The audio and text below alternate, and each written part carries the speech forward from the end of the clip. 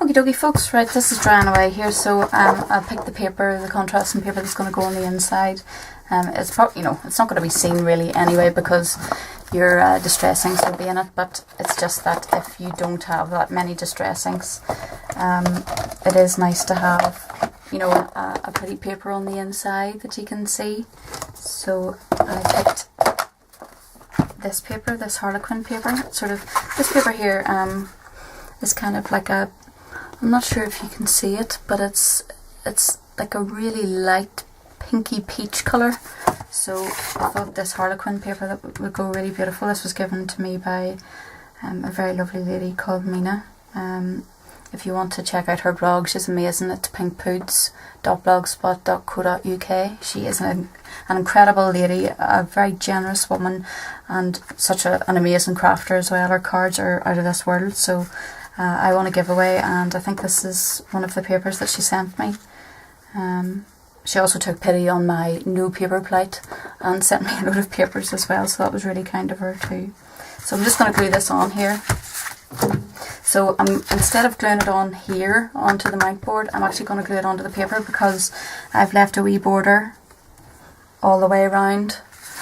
So you don't want to be gluing, right on the outside of the border because then you'd be getting glue everywhere. So I'll glue on the actual back of the contrasting paper.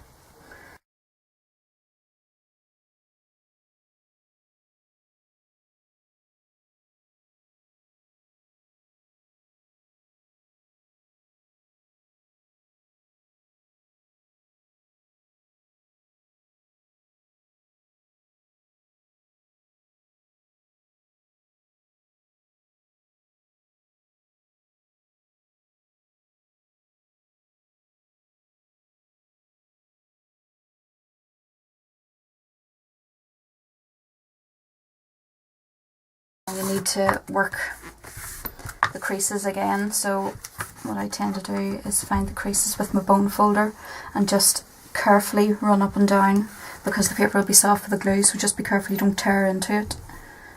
Just run the bone folder down the paper and that'll give it the crease. Find the crease at this side. There we are.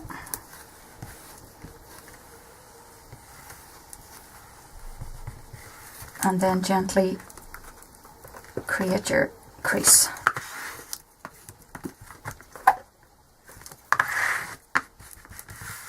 Perfect. I've just I haven't cut this perfectly straight here.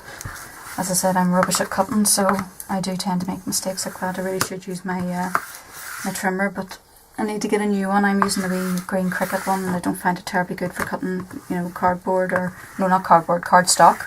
It's not terribly good at cutting cardstock, so I need to get a Fiskars one, so I'm saving up my pennies for that. So that's your creases made, so that's what the inside of your box is going to look like, and this is the outside. So I'll give that a wee second to dry and then I'll come back and I'll show you what we're doing with the top and bottom. Back in a second. Righty-o folks, we've got to this stage now where we've got the front cover done. We've got the inside paper done, and that's just going to be set aside to dry for a wee second.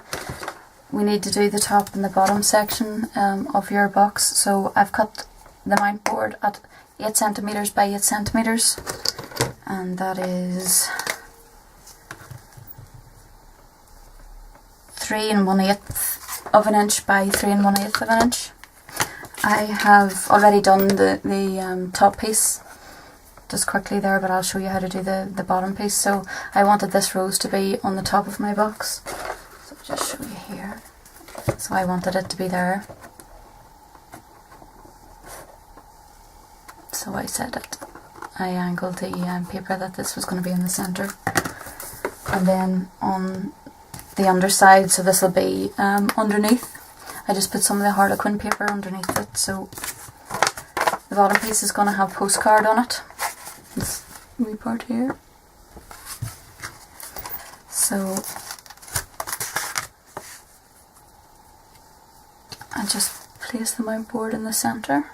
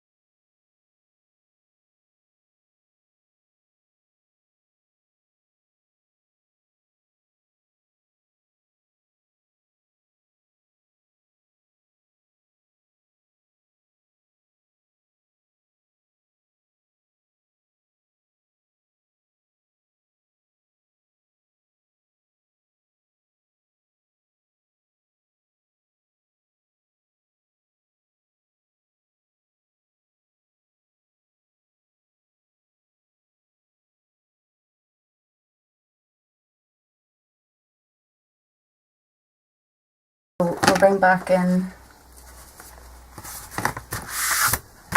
our tar, make sure the creases are well burnished still, because as the glue dries the paper shrinks, so you just need to make sure there's a wee touch of glue there needed.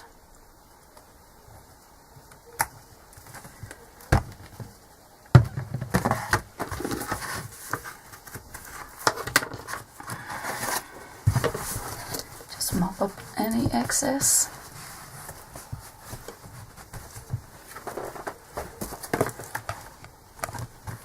Are. So our corners are nice and seamless.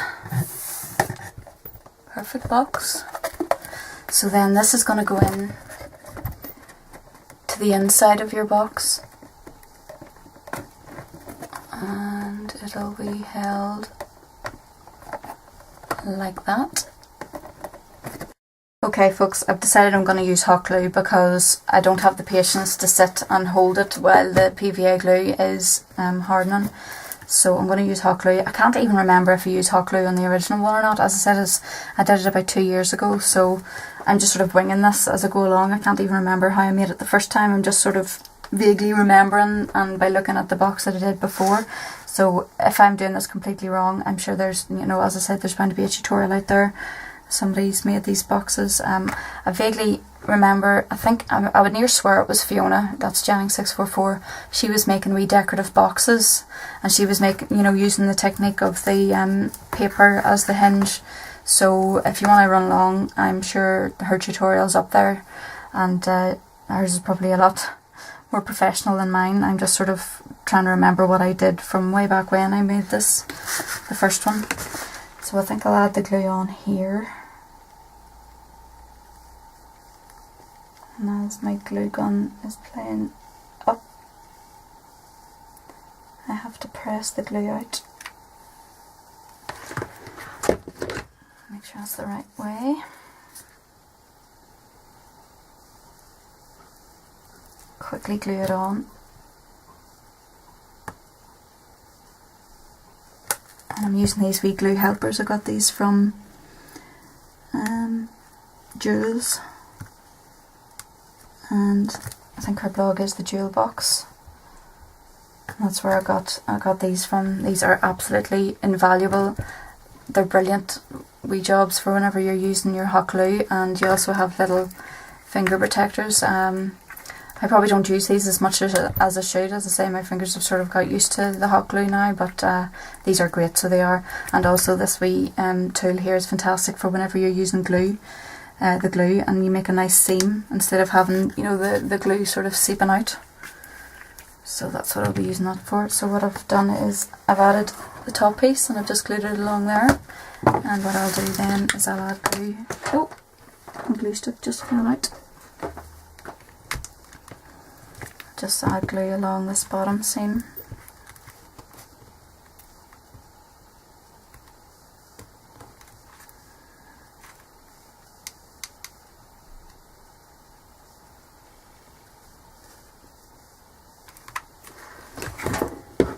And glue that in place.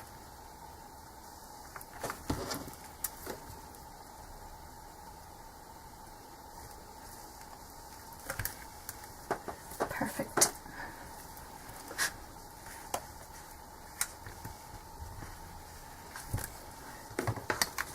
So I'm going to add another wee dollop of glue just along there. Oh, sorry. Knocking the camera and all sorts here. Just run that along. And just make sure that fits alright. Yep, we're looking good. I'll just run another wee touch of glue just along here just to make sure it's nice and strong. Oh, I love this wee glue helper. It's brilliant. It's a nice clean seam. Down there.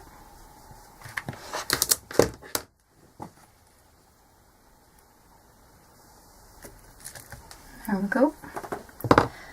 So we've got the top and we've got the bottom.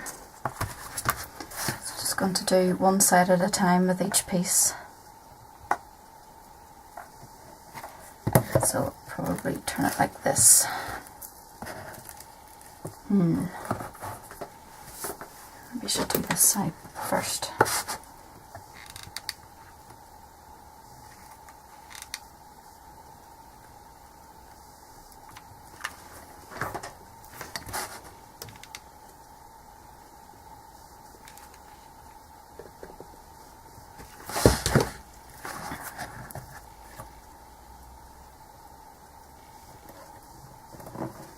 And hold that in place.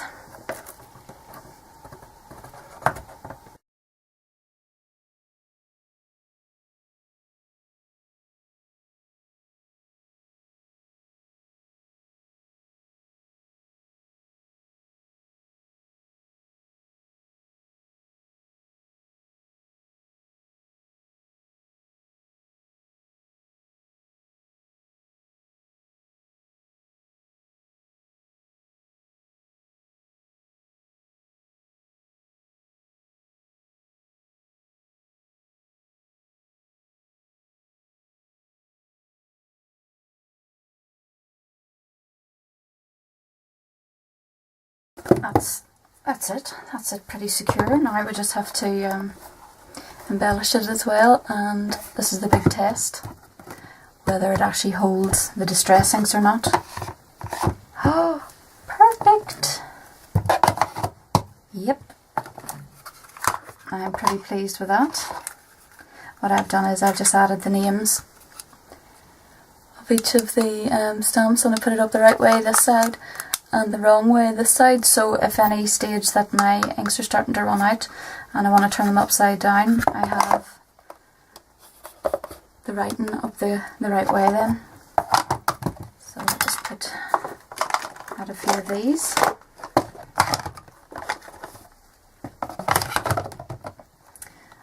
3, 4, 5, 6, 7, 8, 9.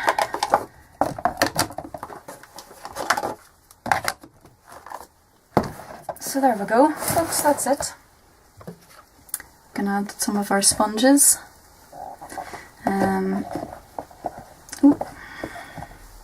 Sorry, I need to tilt this so you can see it. Just lift the camera up a wee bit. So that's it, that's the towers. Sherry, I hope this is useful to you. As I said, this is the first time doing a talking tutorial where I'm actually speaking, so goodness knows how good I explain things, but these are my distressing towers. So if you fancy having a go at it, please, if you do, please let me know how you get on, and I would love to see how yours turn out. And if you'd like to leave a comment, I would really appreciate it.